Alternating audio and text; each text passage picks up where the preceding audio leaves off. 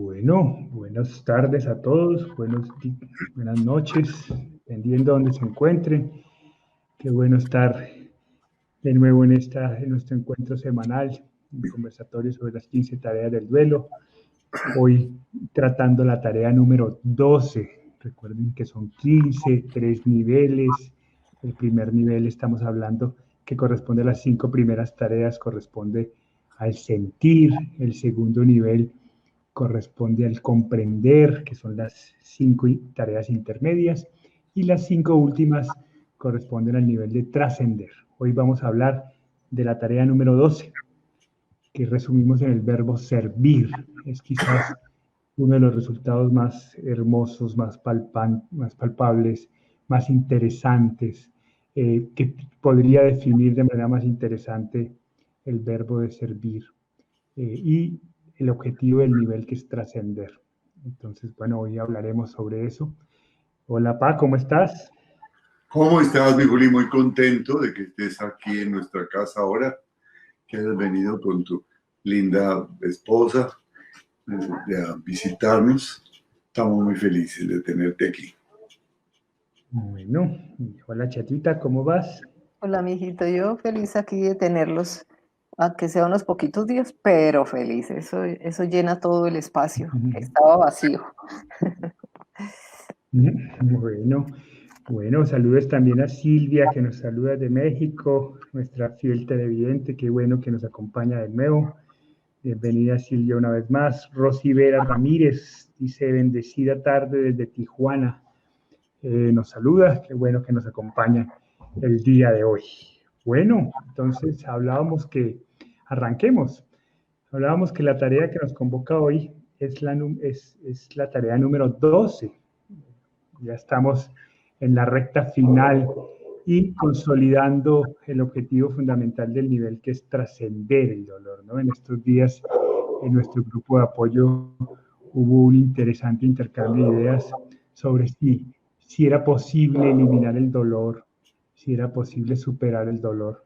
Pues bueno, nuestra respuesta es sin duda alguna el último nivel, que no solo es posible superarlo, sino que además es posible y deseable trascenderlo, transformar la vida a partir de un suceso que claramente es doloroso, pero que puede ser muy importante y muy interesante en nuestra construcción de vida. Entonces, quisiéramos que nos explicaras más en detalle en qué consiste la tarea 12 de servir.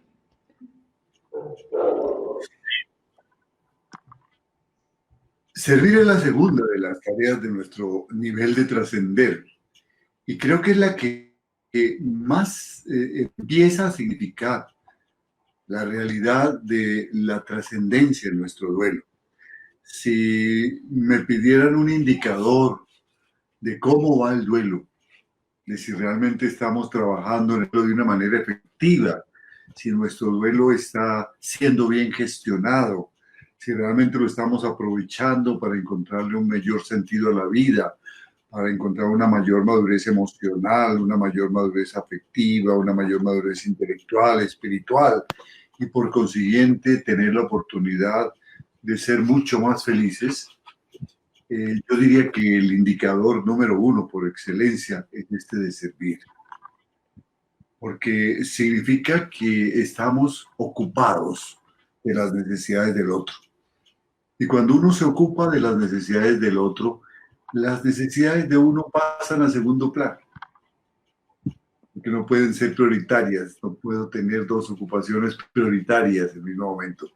Entre más me ocupe de las necesidades, entre más me ocupe del dolor del otro, entre más me ocupe de las ausencias del otro, entre más me ocupe de la soledad del otro, entre más me ocupe del sufrimiento del otro, menos tengo tiempo para ocuparme de mi propio sufrimiento. Y eso podría significar, si lo vemos apresuradamente, que me estoy olvidando de mí mismo. Es que de eso se trata. Cuando el hombre entiende que tiene una responsabilidad consigo mismo, es cuando se olvida completamente de sí mismo para entregarse a los demás. Cuando se entrega generosamente, cuando se da, no como se acostumbra decir ahora, un granito de arena, voy a dar un granito de arena para ayudar, sino que da su vida permanentemente. Cuando a cada momento de cada palpitación, cada respiración, está pensando en cómo eso que está haciendo puede servirle a otro. Entonces, si el duelo, si el dolor nos despierta finalmente y nos compromete con el servicio, bienvenido ese dolor, porque los primeros beneficiados seremos nosotros. Notaremos inmediatamente que nuestra vida adquiere un nuevo sentido y que nuestro dolor, valga la redundancia, ya no duele. Ya. Ahorita me surge una duda, porque claro, en esta construcción de las 15 tareas, pues es eso, ¿no? Una construcción y casi que a diario estamos replanteándonos cosas, reformulando ideas. Y hoy nos preguntaban en uno de los grupos de apoyo si ese era el orden en el que sugeríamos, porque siempre decimos hoy la tarea 12, le hemos dado un número a cada tarea, si ese era el orden en que la gente lo debía tener. Y yo te decía, respondía diciendo que no, que pues hemos planteado un orden lógico, que a nuestro modo de ver lógico, pero que miráramos las tareas no como una escalera, sino como una gran biblioteca, ¿no? Donde en la medida de nuestras necesidades podíamos ir tomando uno de los tomos para nuestro beneficio. Pero me surge la duda ahorita de si podría ser posible que esta tarea específicamente fuera una de las primeras. ¿Tú qué dices, Pa? Sí, podría ser si las otras se han elaborado a nivel inconsciente o de manera casi mecánica, digamos, debido al nivel de madurez de la persona que está en duelo. Me explico. Las tareas del nivel sentir, para muchas personas que han alcanzado una madurez profunda en su vida o han vivido otros duelos anteriores y los han elaborado bien, resultan casi instintivas, casi que se hacen por puro instinto, con mucha facilidad. Inclusive las tareas del nivel comprender son lógicas, ¿tá? Entonces es muy posible que una persona las elabore en su vida diaria de manera casi automática frente al dolor y entonces llegue a esta parte de la trascendencia de una vez. Pero creo sinceramente que si uno tiene que elaborar ciertas circunstancias emocionales de su vida y cognitivas de su vida, primero no está apto para servir. Para servir hay que capacitarse. Para servir hay que tener algo que dar. Nadie da lo que no tiene. Y el servicio es dar amor y es dar lo más importante que tenemos en nuestra vida, la vida misma, porque el servicio es dar tiempo de vida. Decía Benjamin Franklin que el tiempo es oro. No, si el tiempo fuera oro, lo podíamos acumular en un gran silo para gastarlo en tiempos de escasez. No, el tiempo no es oro, el tiempo es vida, porque fluye como un río y se va. En este momento está fluyendo el tiempo. Entonces, cuando yo me decido servir y escucho a una persona o atiendo a una persona o visito a una persona, le estoy dando vida. Y eso es mucho más importante ahora en tiempos de COVID, cuando estar en contacto con una persona supone riesgos. Y si voy cara a cara a estar con ella porque está enferma o porque está dolorida de un sufrimiento, de un duelo, estoy dando vida. Y para dar vida hay que tener mucha riqueza que dar. Mucha riqueza. Así sea que esté frente a ella en silencio. Así sea para dar un abrazo. Allí se siente toda la humanidad que se expresa. Entonces, yo pienso que hay cosas fundamentales que primero tiene que hacer uno antes de dedicarse a servir. Es un poco como si uno estuviera herido y en una guerra, muy mal herido, y se dedicara a tratar de sanar a otras personas. Lo más probable es que se murieran los dos, ¿no? Porque uno no está en condiciones de ayudar a esa persona. Primero tienes que preocuparte por moverte, por sanar, por curar tu herida, por ponerte una venda, y luego te puedes preocupar un poco de los demás. Pero si tú estás muy mal herido, no puedes dar mucho. Es muy poco lo que puedes dar, lo darás con mucho amor. Pero entre más sano estés emocional, intelectual y espiritualmente, más profundo es el servicio. Y el mundo de hoy exige un servicio muy dedicado. Como digo, no un servicio de poner un granito de arena, sino la vida. Estamos en una situación de tremenda corrupción, estamos en una situación en donde las vidas se nos están escapando en medio de la pandemia, en medio de la violencia que hay en cada una de las grandes ciudades, en medio de los ciclones, las amenazas de la naturaleza, las tormentas, y continuamente nos está pidiendo servir. Y si yo no estoy en condiciones porque soy débil o estoy herido, pues muy difícilmente puedo servir. Entonces hay cosas de las cuales tenemos que ocuparnos necesariamente primero, a no ser que, como digo, ese proceso lo hayamos hecho de manera casi automática, porque el ambiente en el que nos desempeñamos, la ayuda que hemos tenido y nuestra propia madurez y experiencia de vida así lo dispuso. Entonces, no, llegamos a esa instancia muy rápidamente. Chata, mira que Silvia nos pregunta una cosa bien interesante. Yo quería saber tu opinión frente a esto porque, de acuerdo a tu experiencia, quería saber si sí o no, si la respuesta es sí o no para Silvia, ¿no? Silvia nos dice, ¿puede haber madurez ante la pérdida de un ser querido? El dolor es tan grande que no piensas más que en tu pérdida. Yo ahorita, en este momento, me siento fatal. Siento que volví a caer hasta el fondo. ¿Tú sentiste en algún momento que el duelo te maduró? ¿Sí? Yo creo que sí. Del levantarme del suelo, del piso donde me tiró ese dolor tan grande, tenía que levantar, quiera o no quiera, y se adquirió algo de madurez. Eso se va adquiriendo poco a poco. Tampoco es que sea pues así que, porque uno levanta y vuelve y cae como le pasa a Silvia.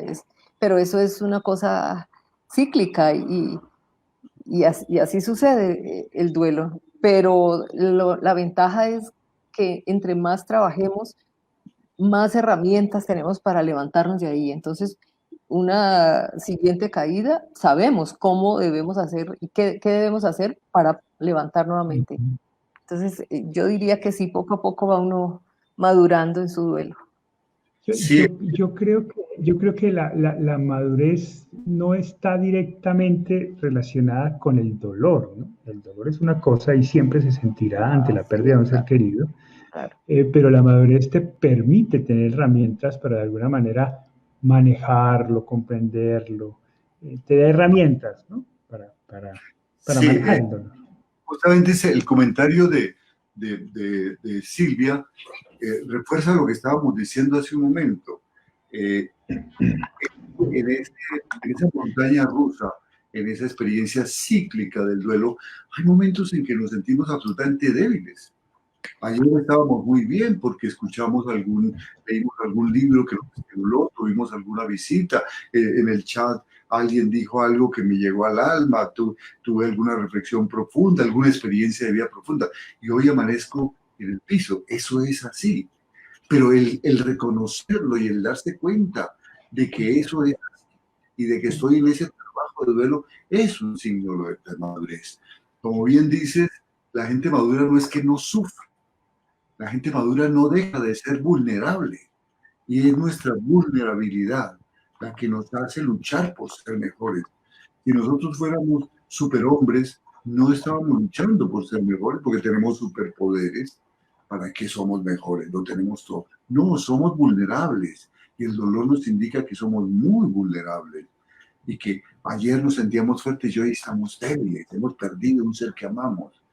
Y ese aceptarnos vulnerables nos vuelca hacia los demás para pedir su ayuda, pero también para brindarla, para ser solidarios en el dolor. Y eso es madurez. Tomar conciencia de eso es madurez. El hecho de que Silvia esté en el fondo hoy, pero se haya conectado para buscar ayuda, para decir esto, para expresar lo que está sintiendo, es madurez.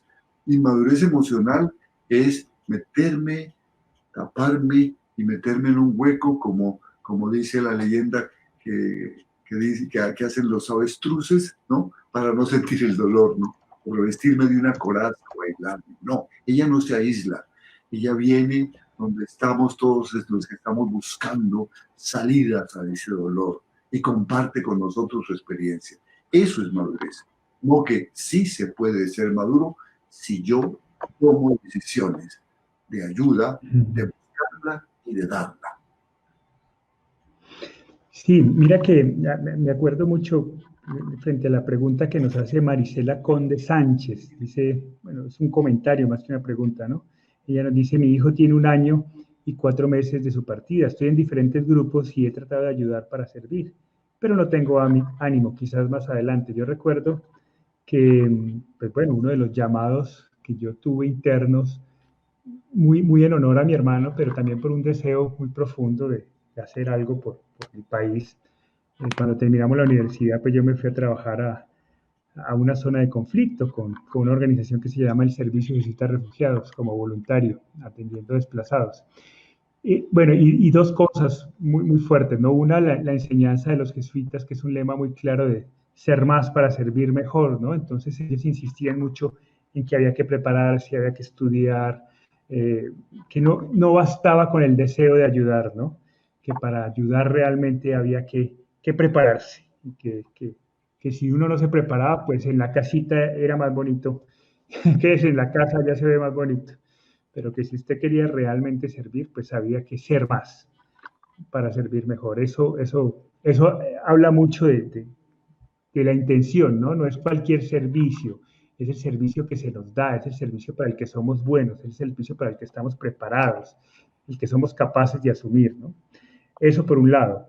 Y por otro lado, recuerdo que durante el año de voluntariado, pues en medio de un contexto muy difícil, porque era acompañar a desplazados en medio de la guerra, eh, en medio de personas que habían perdido familiares, su casa, en fin, había situaciones muy difíciles. La universidad nos obligaba, no nos obligaba, digamos, uno de los requisitos que la universidad pedía era presentar un informe mensual sobre cómo iba evolucionando. Y para eso nos mandaron un formato. Yo los primeros 2 informes los hice en el formato y al tercer informe simplemente mandé al carajo el formato y le dije a mi director de práctica, miren, ese formato no abarca esto, hoy me siento derrotado, hoy me siento triste, hoy siento que quiero regresar, hoy no me siento capaz de hacer eso. Y es válido, ¿no? Dentro del proceso del servicio, digamos, esa sensación que recuerdo mucho el director de la organización, que era el Gordo Serrano, nos insistía mucho en la normalidad de esa sensación, ¿no? Y es más común entre más comprometidos estamos, entre más empatía hagamos con las personas que estamos ayudando, pues es más frecuente que tengamos esa sensación de derrota y de poco ánimo y de servir que... Entonces, ese quizás más adelante, sí, quizás más adelante puedas tener ese ánimo, esas ganas, esa vitalidad. Hay días en donde no, hay meses en donde no, pero yo creo que lo importante es insistir y persistir en esa intención de ser solidario, ¿no? Ese comentario de Marisela nos da mucho espacio de reflexión. En primer lugar, para entender ¿por qué son las 5 primeras tareas? Expresar, amar, dejarse amar. ¿Por qué? ¿Por qué primero eso? Porque no estoy de ánimo, porque estoy destruido en mis emociones, tengo que expresarlas, tengo que dejarme amar, tengo que buscar ayuda, tengo que ir en pos de los demás, para que me ayuden, no para ayudar, no estoy en esas condiciones. Por eso hay un orden realmente en las tareas, ¿no? Pero luego a veces incurrimos en el error de que sí, entendemos, descubrimos que tenemos que servir. Tengo que ayudar a alguien porque el sufrimiento no es solo mío, hay otros. Y nos metemos en cosas para las cuales no estamos preparados. Esa frase que acabas de mencionar de los jesuitas es verdaderamente sabia. Ser más para servir mejor. Hay que capacitarse. Nosotros hemos referido varias veces nuestros intentos fallidos de servicio con los niños de la calle, de servicio con los ancianos, de servicio con los enfermos de SIDA. Eso no era lo nuestro. Nos sentíamos como gallina criando patos. Después de cantarle unas canciones a unos abuelitos y llevarle una ropa, ¿qué más hacíamos? si el abuelito tenía dificultades o tenía demencia senil o Alzheimer y no podíamos comunicar muchas veces con ellos o simplemente tenía una neurosis y estaba de mal genio, pero no sabíamos, no éramos especialistas en el tema. Los niños de la calle también eran revoltosos, eran indisciplinados, si nos descuidábamos nos sacaban la cartera, no estábamos preparados para manejar esa situación, mucho menos en esa época en que se manejaba eso con tantos dudas, ¿no? Entonces hay que ver en qué podemos servir. Poco a poco fuimos descubriendo que lo lógico, lo que podíamos servir, era en aquello en lo cual nosotros mismos estábamos aprendiendo todos los días en nuestros grupos de ayuda, el manejo del duelo.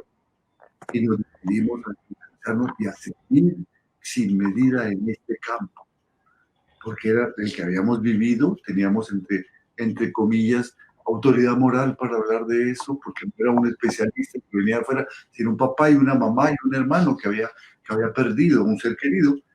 Y entonces podíamos hablar de eso, de nuestros errores y nuestros aciertos. Y entonces empezamos. Muchas veces nos sentimos totalmente descorazonados de ir a una reunión de grupo de apoyo porque la gente no responde o simplemente el clima estaba muy difícil o llegábamos muy cansados del trabajo.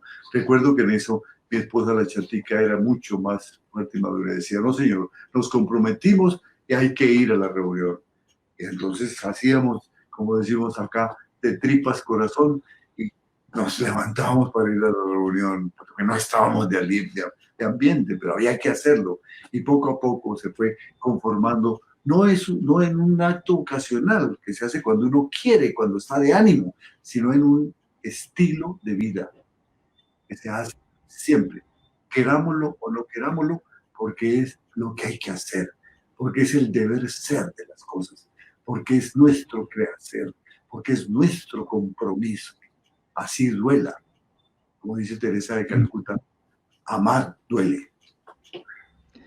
Bien, bueno, un saludo a Alicia Delgado que nos dice, buenas tardes, Sandy Beethoven, Alcaldía Cuauhtémoc, Ciudad de México, presente. Buenas tardes a Alicia.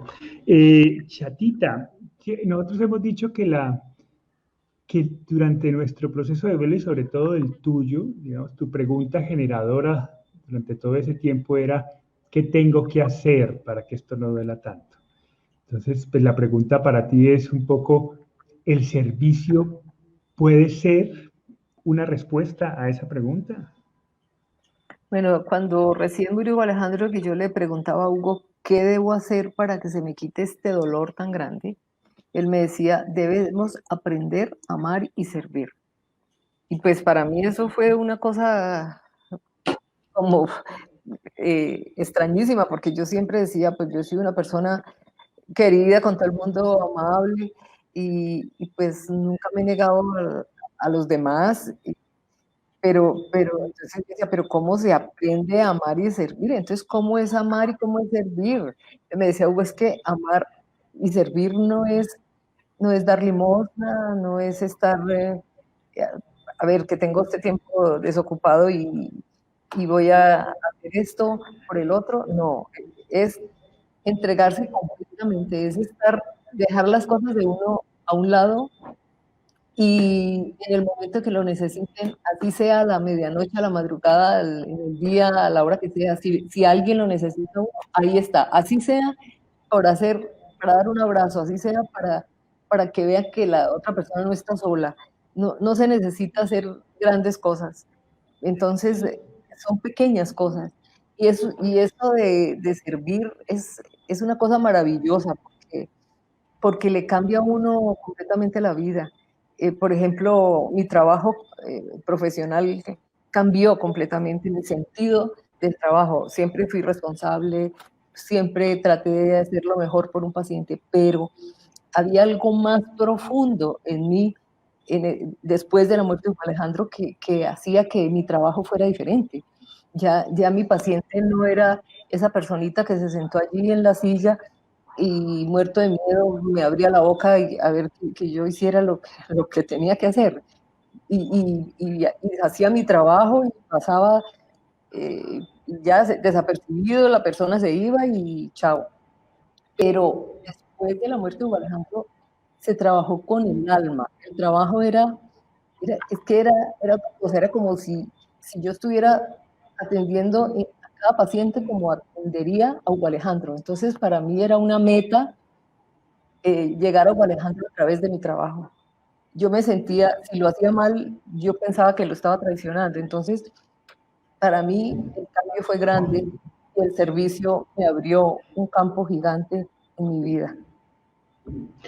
Tú me contabas una historia de cuando te venías a Cali, nosotros vivíamos en Bogotá, y le preguntabas a mi papá sobre eso, ¿no? Esa pregunta, ¿no? Que ahora, Sí, no, tu preocupación era que no podías ir ahora a visitar a mi hermano al ir cementerio. a llevarle flores al cementerio. Yo me vine a los 2 meses de haber muerto Hugo Alejandro. Vine sola y Hugo quedó allá en Bogotá contigo. Entonces yo le decía, ya cuando me iba a subir al avión lloraba y lloraba porque era otro desapego que tenía que hacer. Y decía yo, ¿y ahora quién va a ir a visitarlo? ¿Y ahora quién le va a poner flores? Y su tumba va a estar pelada sin nada. Entonces él me decía, pero por Dios, las flores terrenales, estas flores se pudren, o el otro vecino de la roba a ponérsela a su muertico. Y, y entonces eso no significa nada. Ay, compra flores, allí pone unas flores, ¿eso para qué? Eso no tiene sentido. Entonces, lo que tú tienes que hacer es dar mucho amor y servir mucho, porque cada amor y servicio que tú hagas, le vas a sembrar flores en el jardín eterno, Hugo Alejandro. Y así va a permanecer florecido todo el tiempo. Y eso fue clave para mí, porque desde ahí dije yo, mi muchacho es una responsabilidad mía, es otra obligación como madre, mantenerlo florecido todo el tiempo y así ni se abandona. Son flores que de verdad surgen, tienen alguna recompensa, porque la satisfacción de servir es muy grande. Se siente un alivio, se siente uno livianito. Entonces eso es maravilloso. Sí, mira que yo ahorita yo sigo trabajando sobre el orden de las tareas y claro, nosotros la hemos puesto en la tarea 12 casi que como consecuencia de un duelo bien gestionado, ¿no? Pero yo creería que esta tarea bien puede caber dentro de las primeras, en la medida en que, ok, el servicio puede ser la consecuencia de un duelo bien gestionado o puede ser el inicio de, de, de una paz mucho más duradera y mucho más sólida en nuestro interior. Es decir, porque es que aquí estoy leyendo, ¿no? Entonces, por ejemplo, Marisela nos dice, siento que tengo, voy a compartirlo para que todos lo podamos leer, dice, siento que tengo mucha información para compartir y ayudar y tengo el deseo de servir, pero el ánimo no me da. Muchas gracias, sus conversatorios me han ayudado mucho, mucho, mucho. NP Prado nos dice, mi madre falleció hace 4 meses y tengo muchos deseos de ayudar a otros en su duelo, aunque sé que todavía es muy pronto. En fin, hay un deseo de ayudar, pero claro, la gente siente que no. Yo creería que vencer ese hoy estoy triste, pero a pesar de que estoy triste, como tú lo decías, nos, nos invitaban al grupo de apoyo y no estaban de ánimo, pero era un compromiso y se obligaban a hacerlo. Ese obligarse a hacerlo inicialmente puede ser el inicio del proceso del duelo, ¿no? O sea, Así es, fíjate que tenemos lindísimos dale, dale. ejemplos que han hecho fundaciones de gran ayuda y han sido de gran impacto en la sociedad. Pero como hablaba la chatica en este momento, a veces basta con la actitud con las que asumimos nuestro trabajo, nuestros pacientes, nuestros clientes, nuestros compañeros de trabajo.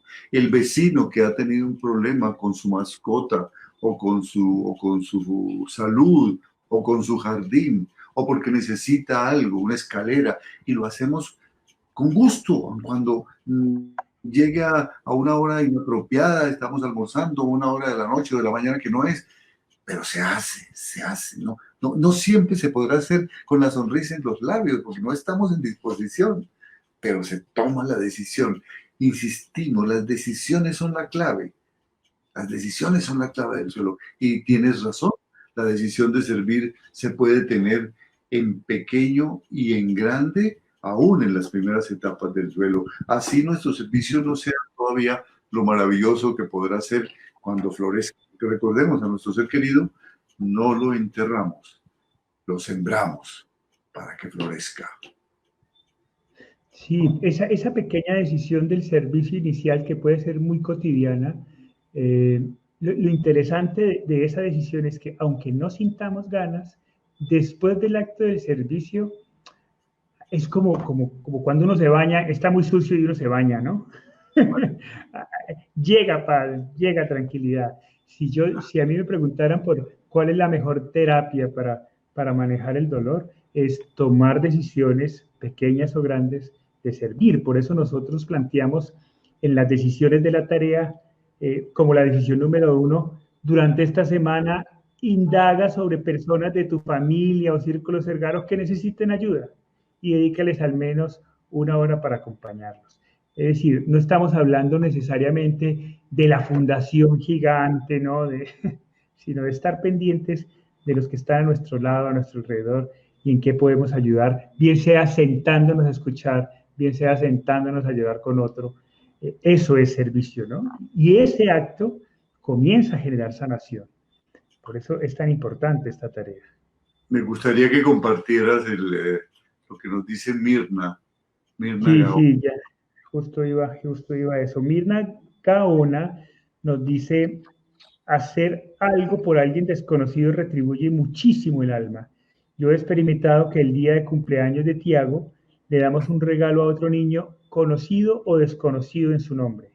Esa pequeña acción nos deja mucha paz y tranquilidad. Es como tratar de hacer feliz a otro niño en el nombre de Tiago. Perfecto, es eso, ¿no? Ahí va la cosa. Que eso responde a lo que pregunta Marta María Humada. Sí, vamos a leer lo que pregunta Marta María Humada. Dice, yo me siento llamada a acompañar a otros en el duelo.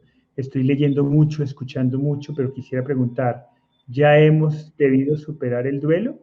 ¿Y cómo sabemos cuándo es el momento?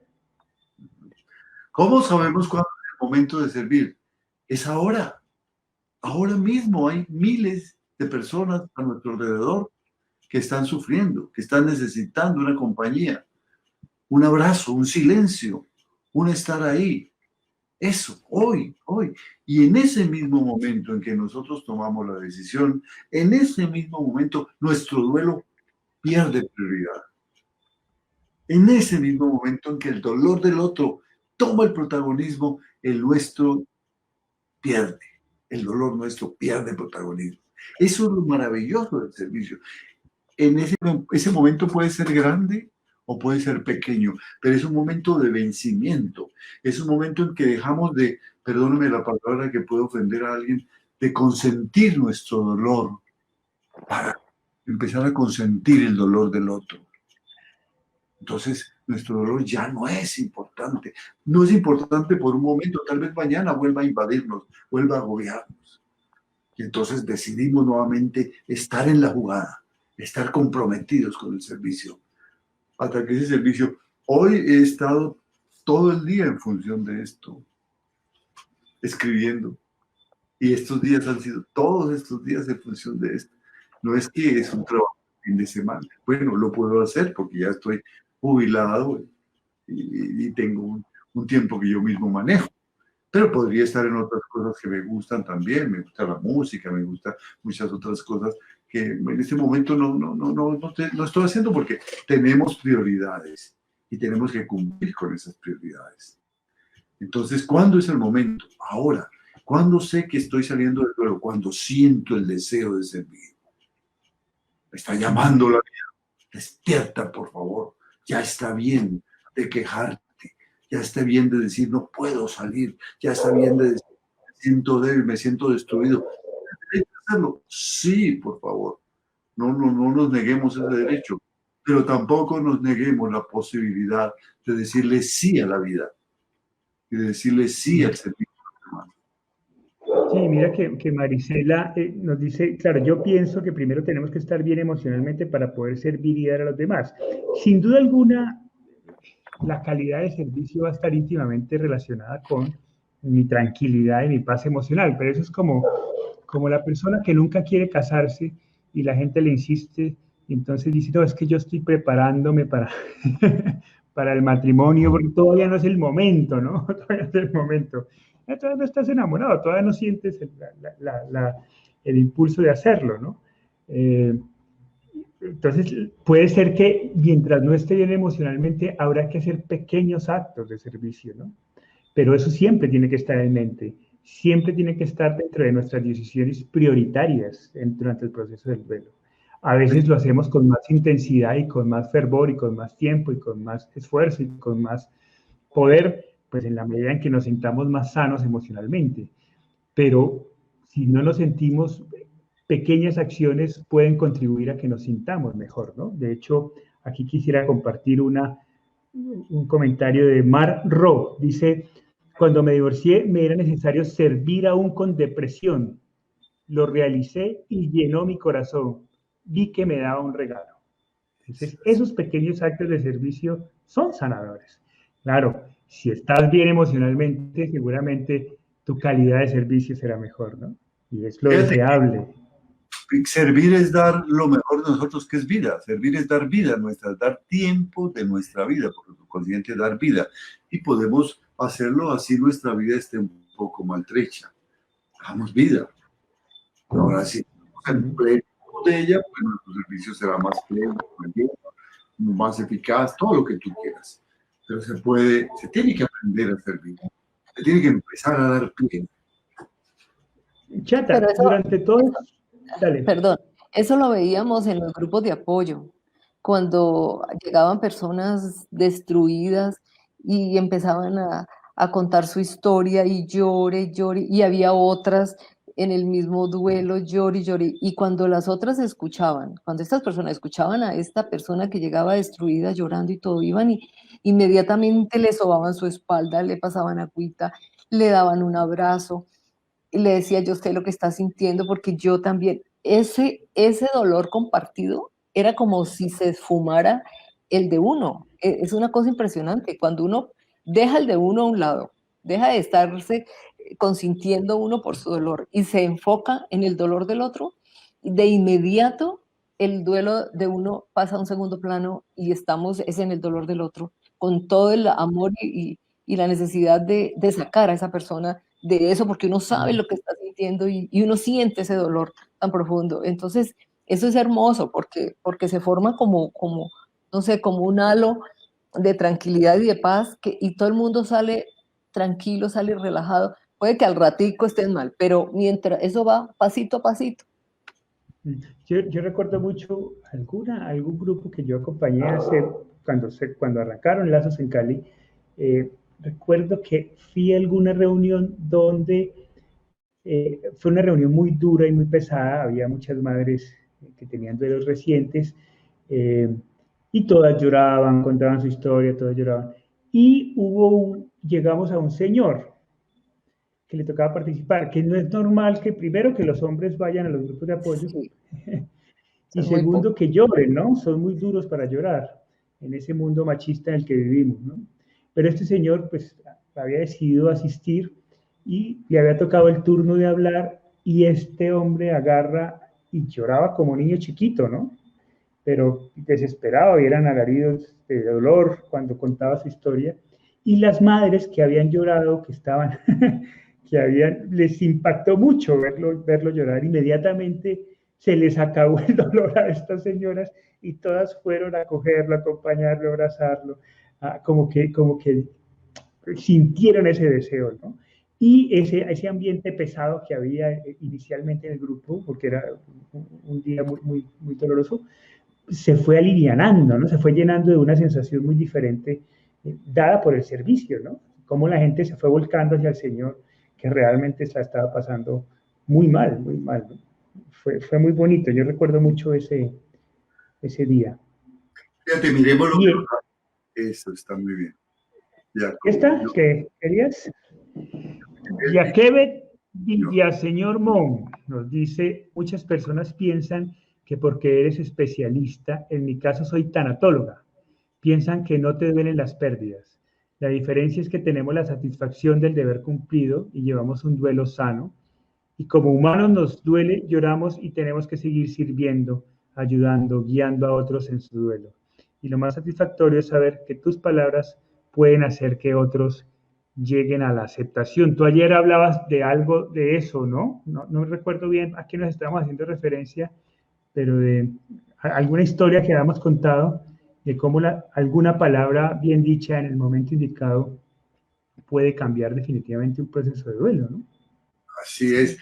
Yo recuerdo que una de las personas que nos ayudó mucho a orientar los talleres de autoayuda para la elaboración del duelo en los primeros días fue Isa Fonnegra de Jaramillo, que justamente hace unos días murió a los 75 años. Isa, ella nos ayudó mucho porque prácticamente en esa época, hace 30 años, era la persona, era la única persona que estaba capacitada para manejar el duelo de una manera verdaderamente profesional. Ella había trabajado con Elizabeth Kubler-Ross, entonces tenía una experiencia maravillosa y nos daba conferencias, nos daba material, nos escuchaba, buscaba absolver nuestras inquietudes, que eran muchas veces estuvimos trabajando con ella, nos orientó inicialmente. Y alguna vez que habíamos preparado un encuentro muy grande, habíamos hecho un gran despliegue para que fueran muchas en un gran teatro sobre el duelo, habíamos contado a Isa Fonnegra y contábamos con la presencia. Ella era como la estrella, ¿no?, que iba a estar en nuestro... Y entonces, sorprendentemente, no puedo ir. ¿Cómo así? ¿Pero cómo nos va a faltar Isa? Por Dios. Dice, acaba de morir mi madre y no tengo ánimo para acompañarlos. Permítame elaborar mi duelo. Al comienzo yo confieso que quedé desconcertado. Dije, pero ¿cómo la super especialista me va a salir con eso? Luego no tiene todos los contras contra el dolor. Luego poco a poco fui entendiendo en mi ignorancia toda la profundidad de lo que nos estaba diciendo. Seguimos siendo seres humanos, pero a pesar de estar, tomamos decisiones de salir adelante y de seguir adelante. Eso no somos superhombres, somos vulnerables. Y al ser vulnerables nos unimos a otros para pedir ayuda y para dar ayuda. Eso es lo maravilloso de ser un ser humano. Marta García Cifuentes nos dice: yo he vivido mis propios duelos y aprendí lo importante de tener un acompañamiento adecuado. Siempre es tan importante aprender más sobre este tema. Muchísimas gracias. Va muy en consecuencia con una cosa que insistimos, ¿no? No somos especialistas en esto. No quiere decir que porque se nos murió una persona ya sabemos cómo manejarlo todo. Esto es un constante aprendimiento. Y es una característica muy interesante del servicio, que en la medida en que nos vamos involucrando, hay un sentido de responsabilidad y es estar aprendiendo permanentemente cosas nuevas, a estar actualizándonos, porque el servicio es eso. En la medida, si queremos hacerlo de mejor manera, pues hay que formarnos y hay que seguir aprendiendo y hay que seguir estudiando. Y desaprendiendo, porque nos damos cuenta que pensábamos que iba a funcionar, sorprendentemente no funciona con una persona. Entonces buscamos otras maneras. Esto no me sirvió, yo pensaba que podía traerle un bálsamo y no me funcionó. Tengo que cambiar la fórmula. Entonces estamos desaprendiendo todos los días y manejando este tema que es absolutamente hermoso, pero absolutamente exigente. Bien, Zoila Martínez participó hace ratico, claro, no está directamente relacionado a su participación con el tema, pero no quería dejarla pasar porque me parece que debemos hacer algún comentario sobre lo que ella nos comparte. Y ahí quisiéramos un poco que entre los tres pudiéramos decirle algo a Zoila. Nos dice: mi esposo falleció en julio de COVID, lo dejé en el hospital y no lo volví a ver jamás. Él no quería que lo deje. Me siento mal, me dan ataques de llorar y llorar. Estuve con ayuda psicológica. Me hizo bien, pero tengo mis caídas. ¿Qué le podemos decir a Zoila? Zoila, esa es la tremenda tragedia de esta época. Nosotros estamos prácticamente todos los días llamando a las personas que han tenido parientes que murieron por COVID, y esta es su queja más frecuente. Lo dejé en el hospital y no volví a saber de él, ni siquiera pude tener unas honras fúnebres. Alguno me decía, no sé ni dónde está su cuerpo, porque en los momentos más críticos en Guayaquil, Ecuador, los botaban en una fosa común y luego vaya, consiga el cuerpo. Entonces, esto es una de las cosas más crueles de lo que estamos viviendo precisamente en el COVID. Pero esto es lo que nos hace despertar. Miren, los pueblos que se han hecho grandes han surgido en medio de la guerra. Y el COVID es una guerra, es un enemigo invisible contra el cual nos ataca en el momento más insospechado y está llevándose muchísimos de los seres humanos, de nuestros seres más cercanos. De modo que aquí es donde tenemos que aprender a ser valientes. Tenemos un tiempo para el dolor, sí, sí. Es lamentable que no hayamos podido asistir a nuestros seres queridos en el hospital y luego honrarlo en el momento de su entierro. Sí, es lamentable. Pero hay muchas otras formas de honrarlo. Hay muchas otras formas. En este mismo momento hay otras personas que están viviendo lo mismo. Recordemos que estamos en esta segunda oleada donde todas las cosas vuelven a cero otra vez. En este momento hay otras personas que están en ese mismo momento. Si sabemos que podemos hacer una llamada a una persona que tiene a su ser querido en el hospital y no lo puede ver, ¿por qué no lo hacemos ya? Yo sé que es difícil, y más si tenemos también nuestro corazón lleno de dolor, pero si nos olvidamos por un segundo y le llamamos y le decimos, mire, le estoy llamando porque yo viví eso, por Dios, y sé lo que usted está sintiendo, y quiero estar aquí a su lado, y tomamos esa pequeña decisión, entonces nos daremos cuenta todo lo que eso produce en esta persona, y sobre todo, sin habernos lo propuesto, todo lo que produce de maravilloso en nosotros mismos. Es el momento. Ahora es el momento. Hay muchas maneras de servir. Chata, si pudiéramos, hoy después de tantos años de haber muerto mi hermano, pudiéramos hacer un balance de todo lo que de todo el agua que ha corrido al puente desde su muerte, ¿tú dirías que el servicio es uno de los grandes beneficios de su muerte? Sí, claro. Yo le doy gracias a mi tato porque me cambió la vida completamente ese dolor. Y, y definitivamente no, pues no está, digamos, completo el servicio, que diga uno, uy, qué bestialidad, cómo hemos servido. No, vamos poquito a poco, vamos con toda la intención, vamos con todo el amor en las pequeñas cosas que nos necesiten. Entonces, yo estoy 100% dispuesta al que me necesite, a la hora que sea, y que, aunque sea una palabrita, un abrazo. La otra vez, recién murió un compañero mío de mi trabajo, pues yo no conocía a su familia ni nada, pero me sentí obligada a ir a visitar ahí en la funeraria a saludar a los familiares, que nunca los conocía ni nada. Y cuando vi a esa mamá que se moría del dolor, yo decía, Dios mío, esta señora, yo sé lo que está sintiendo. Entonces me le arrimé y le dije, señora, usted no me conoce a mí, pero vengo a darle un abrazo y a decirle que yo sé lo que usted está sintiendo. Esa señora que estaba clavada de cabeza llorando, me volteó a mirar y se le vio un cambio en su cara. Por fin alguien que sepa lo que yo estoy sintiendo.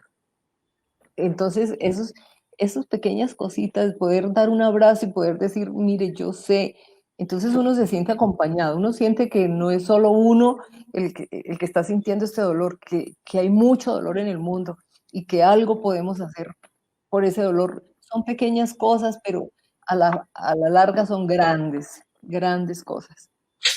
Sí, el servicio creció mi vida, además me dio sentido a la vida, porque siempre he sido buena mamá, buena esposa, buena profesional, sí, mi vida normalita que tenemos todos los seres humanos, una vida correcta, una vida honrada, pero, pero sin fondo. Yo creo que el fondo de la vida de uno es definitivamente el amor, que nunca se pierde. Entonces, gracias a mi muchacho que me abrió a la vida. Mira lo que nos dice Antonio Gama, es interesantísimo en este momento. Aprendemos y enseñamos de nuestros duelos. así como aprendemos mucho de quienes están en cuidados paliativos. Ellos también muchas veces nos dejan increíbles enseñanzas sobre el servir. Estamos viendo que muchas personas nos comentan, yo quiero servir, pero me siento mal y siento que no estoy con ganas de servir. ¿Y qué decir de una persona que está en cuidados paliativos, que está con una enfermedad terminal, llena de dolor? Y cuántas enseñanzas maravillosas, cuántas historias maravillosas hay de estas personas por su actitud, como toman las cosas. Nosotros nada más tenemos un amigo cercano, ¿no es cierto?, que está tremendamente invadido de COVID y de cáncer en su cerebro, y esa actitud, esas ganas de vivir, ese optimismo de vivir, esa disposición a dejarse amar y amar, eso si lo puede hacer una persona que está invadida de sufrimiento y de dolor, que ya sabe que su vida pues, tiene muy pocos días, ¿por qué no lo podemos hacer nosotros? ¿Por qué no podemos levantar? Sí, claro, ese con el dolor que nos levantamos. Entonces, esa enseñanza de las personas que están con cuidados paliativos es muy importante que la tengamos presente. Sí, Rosa Ibelia nos dice, el terror de contaminarnos nos volvió inhumanos, pero se puede compartir el sufrimiento para que sanen las heridas y lo mejor es dedicarse al servicio del prójimo. Y nos dice Carlia Ramos, justo en las crisis los seres humanos mostramos lo amorosos que somos. Y las crisis son oportunidades de lo peor del ser humano o de lo mejor del ser humano. Aún en las crisis seguimos siendo libres y ojalá Y, optemos por y lo mejor del ser humano. convertir eso en un estilo de vida, ¿no? No en una cosa ocasional. Por eso la frase de Teresa de Calcuta es tan hermosa en ese sentido. No permitáis que nadie se acerque a ti sin que se vaya Esto, siendo más feliz. sobre eso te quería hablar, ¿no? Porque tú la tocas en en el libro de las 15 tareas del duelo, la tocas cuando hablas justo de la tarea 12 sobre el servicio, que entre otras cosas, valga la cuña, quienes quieran adquirir el libro, pues en nuestra página de PH Digital, ahí lo pueden adquirir. Entonces, tú utilizas esa frase, ¿no? Justo, no dejes, ¿cómo es la frase? ¿Me la recuerdas, por favor? No permitas que nadie se acerque a ti sin que se vaya teniendo un poco más de paz y siendo más feliz. Eso es decir, ¿Cuál es la idea de esa frase? que estamos conectados en todo momento. Estamos en el supermercado y alguien se nos acerca para preguntarnos sobre cuáles aguacates nos parecen que son los más adecuados porque son los más maduros. Podemos decir, no sé, o simplemente hacernos los sordos o dedicarnos completamente a resolver su problema. Pero alguien nos puede pedir que le ayudemos a cambiar una llanta, o alguien nos puede pedir que le ayudemos a sanar una herida o acompañarlo en una situación difícil. Los pedidos pueden ser pequeños o grandes. Cuando estamos conectados, todos los pedidos son importantes. Todas son oportunidades de amar. No permitamos que ninguna persona se acerque a nosotros sin que se vaya un poco más tranquila y un poco más feliz. Pero para eso a veces hay que hacer mucho, mucho más. Mucho más.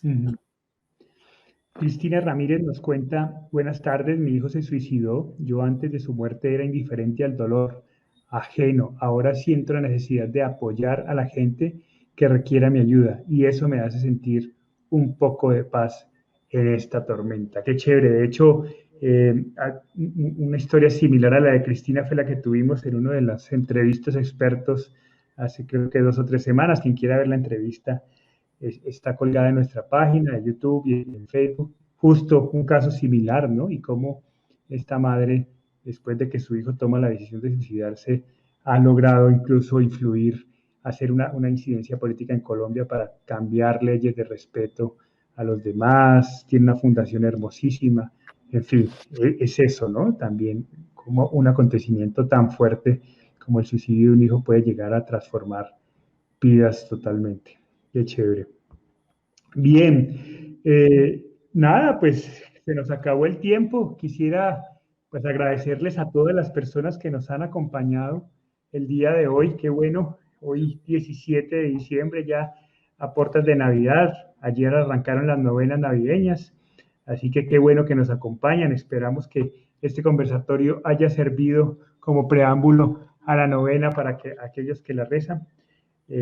Así que, pues, muchas gracias por la compañía. Muchas gracias a ti, chatita. No, que se cuiden mucho todos. Por favor, él está subiendo los indicadores de manera violenta, así que todos a cuidarse, sobre todo en estas fiestas. En este tiempo de Navidad, nuestros países están invadidos de migrantes, de gente que está desposeída totalmente, de gente enferma. Hay mucha oportunidad de servir y amar. Este es el momento. Así es, así es. Y nada, y volver a repetir esa frase de la Madre Teresa de Calcuta que cita mi papá en el libro, que me gusta mucho: no, no permitas que nadie se acerque jamás a ti sin que al irse se sienta un poco mejor y más feliz. Ese es el objetivo. El día martes no vamos a estar en esta página de Facebook, nos han invitado de otra página, así que vamos a aprovechar. Ya les haremos el anuncio con tiempo, seguramente pondremos el enlace en nuestra página y en todas las redes desde las que nos siguen para que nos puedan acompañar. Volveremos a tocar el tema de la Navidad porque nos han invitado para justo tratar ese tema, que ya lo tratamos el conversatorio pasado, siempre hay cosas que decir en eso. Así que el martes nos volvemos a ver y será nuestro último conversatorio del año y ya nos volveremos a ver en enero a seguir compartiendo con ustedes estos espacios tan interesantes. Así que nada, muchas gracias. Una cuña más. Quien quiera adquirir el libro, por favor, en la tienda de phdigital.com. Ahí pueden entrar y ahí arribita dice tienda y ahí lo encuentra. No solo está el de las 15 tareas, mi papá escribió un libro que se llama cuando el dolor pregunta. Ahí también está en versión digital. De hecho, los vendemos juntos. Así que adquieren los dos más el mismo libro, pero en versión de podcast, para quienes les guste escucharlo mientras hacen otras actividades. Bien, muchas gracias por su compañía, por sus aportes. Hoy hubo mucha participación, muy interesante, muy chévere. Qué bueno, eso se trata estos conversatorios y me gusta cuando la gente escribe y comparte todas sus historias y sus preguntas. Nos vemos el día martes, así que y que tengan una muy, muy, muy feliz Navidad todos. A cuidarse todos. Chao. Chao.